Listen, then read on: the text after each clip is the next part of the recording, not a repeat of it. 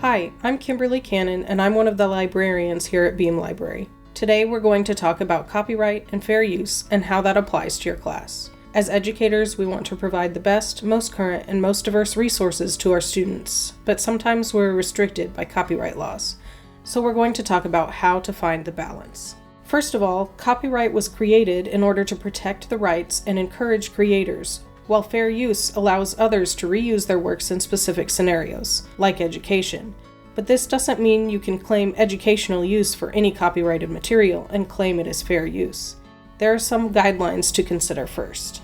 There are very few things you can be sure of with copyright law, but here are two. First, if the work is in the public domain, and second, if the work has a Creative Commons license and you follow its guidelines. While the Creative Commons license may have some restrictions about giving credit to the creator or use in a non-commercial setting, these works are acceptable to use without fear of copyright infringement. So the first thing to consider is purpose. Why are you using this material? Using it in an educational setting is more likely to be considered fair use than a commercial use. This guideline also covers parody, so changing materials to give them a different purpose or message is considered fair use. The next guideline is about the nature of the original. What am I using? Highly creative works are more restricted in their reuse than informational works. Copyright does not cover ideas, facts, or data, so presentations of these are less restricted than a creative work like music or creative writing. The next guideline is amount and substance.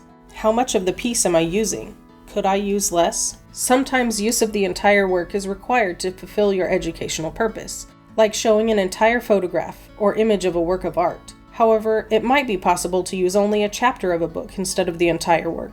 And just like more creative works are more restricted than less creative works, taking the heart of the work or the main substance of it is less fair. Finally, you must consider the effect on the market. Does your use inhibit the creator's ability to profit from their work? Using an article in your class that's available to students in the library doesn't affect the market because the students already have access to it. However, these articles should be kept in Blackboard or another learning management system and not shared on a public site. So knowing these guidelines, here are some examples of fair use. You'd like your class to read an article that's available through Beam Library. You post a link to the article in the library's catalog in Blackboard. Here, I would say that best practice would be to post the link in case the library loses access for some reason. However, it would still be fair use to post the PDF. Next, you have a book at home and you'd like your students to read a chapter of it. You scan the chapter and post the PDF in Blackboard. This would be fair use, but I would encourage you to reach out to me or another librarian about the possibility of purchasing the book for the library, especially if you would like to use the chapter for another class in the future. And finally, you use an image of a work of art in your Blackboard discussion board and have your students reflect on the significance. While this is an entire work, showing 10% or even 50% of the image wouldn't accomplish your educational purpose here. So this is also fair use.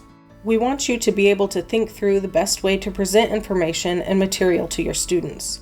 So I have an instructor here with me to go over a scenario that might be similar to one you find yourself in.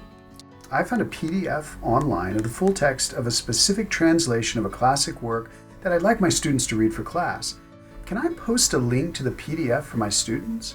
So there's a couple of things we need to know. You said it's a classic work. Is it in the public domain? Yes, but the translation that I really want to use is not. Okay, so that means using the PDF you found online would likely not be considered fair use. So what can I do? There are a couple of different things you could do.